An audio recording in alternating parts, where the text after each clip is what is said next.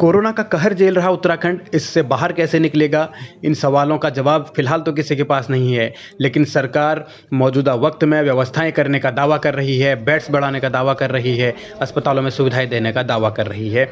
मुख्यमंत्री मॉनिटरिंग भी कर रहे हैं, लेकिन इस महामारी के बीच सरकार के भीतर की मारामारी अब जनता पर भारी पड़ने लगी है। मसूरी से विधायक और कैबिनेट मंत्री गणेश जोशी ने पूर्व मुख्यमंत्री त्रिवेंद्र सिंह रावत के खिलाफ मोर्चा खोल दिया है। त्रिवेंद्र सिंह रावत अक्सर गणेश जोशी की अनदेखी करते थे, ये आरोप लगते रहे और अब जब गणेश जोशी को मौका मिला है तो उन्होंने त्रिवेंद्र पर आरोपों के तीर चलाए हैं। कैबिनेट मंत्री गणेश जोशी का दावा है कि त्रिवेंद्र सरकार ने अगर लापरवाही ना की होती तो आज ऐसे हालात नहीं होते और उत्तराखंड इन चुनौतियों का सामना नहीं कर रहा होता। यानी गणेश जोशी ने सीधे सीधे पूर्व मुख्यमंत्री को निशाने पर लिया है।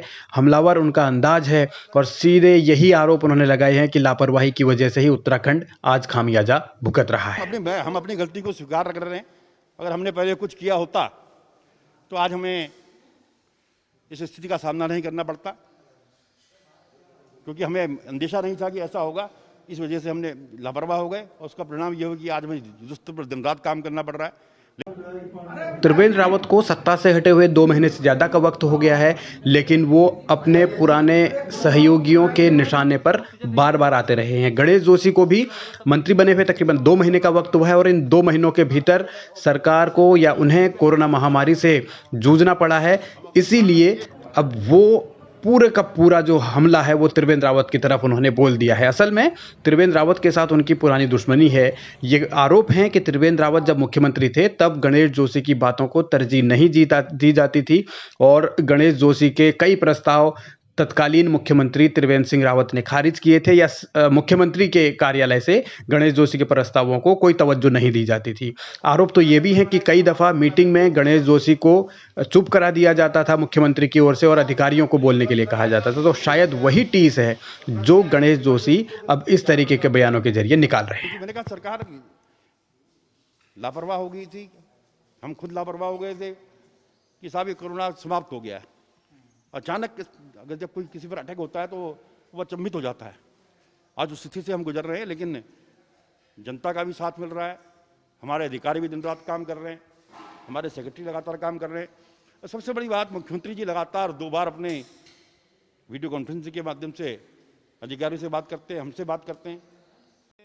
गणेश जोशी अक्सर बेबाकी से बोलने वाले नेता माने जाते हैं। वो तेज तर्रार भी हैं, लेकिन मौजूदा हालात में जब वो तीरथ कैबिनेट में मंत्री बने हैं तो जाहिर है वो तीरथ की तारीफ भी कर रहे हैं। लेकिन त्रिवेंद्र के खिलाफ उनके जो तीर चल रहे हैं उससे ये साफ है कि बीजेपी के भीतर अभी सब कुछ सामान्य नहीं हुआ है।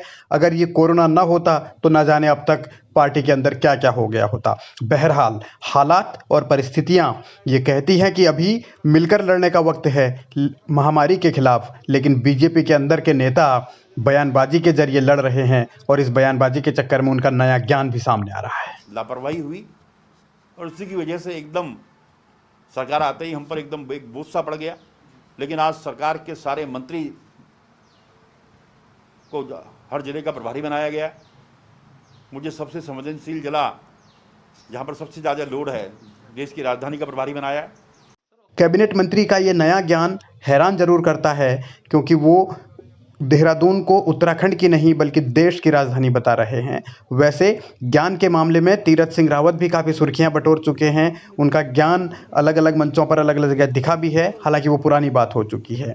मगर मौजूदा हालात और परिस्थितियां इस बात की ओर इशारा कर रही हैं कि भले ही कोरोना चल रहा हो, संकट आया हो, लेकिन सियासत नहीं रुकनी चाहिए और गणेश जोशी ने भी वही किया है। तीरथ रावत पर कोई आँच ना आए, क्योंकि तीरथ ने उन्हें कैबिनेट मंत्री बनाया है, इसलिए वो अपना पूरा गुस्सा त्रिवेंद्र पर निकाल रहे हैं। मगर सवाल ये है कि इस तरीके की राजनीति से आखिर महामारी को कैसे हराएंगे।